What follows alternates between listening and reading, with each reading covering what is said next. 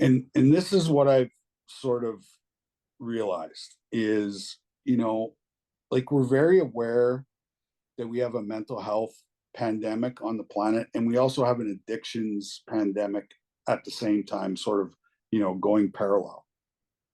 But nobody talks about the catalyst, which brings us into those two spaces.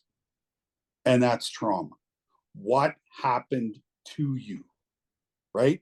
What happened to you? Nobody ever asked that question, right? And that's trauma. And so that trauma leaves us in emotional pain and suffering. And what is emotional pain and suffering? Mental illness. And we can't see it because you can't see it. You can't see emotional pain and you can't see emotional suffering. So now we're left with this pain. So how are we going to deal with this? Well, we're going to tend to gravitate towards the dark side of life and get involved in addictive behavior as a coping mechanism to suppress the emotional pain and scars that are left behind, right? But then we come to that ultimate place. Am I going to live or am I going to die? And that brings us to our knees.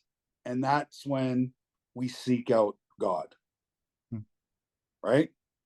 Is when we're in that, that proverbial rock bottom, when every single person is gone out of our lives because we've made them all sick because of our behavior and what we've been doing and how many people we've hurt.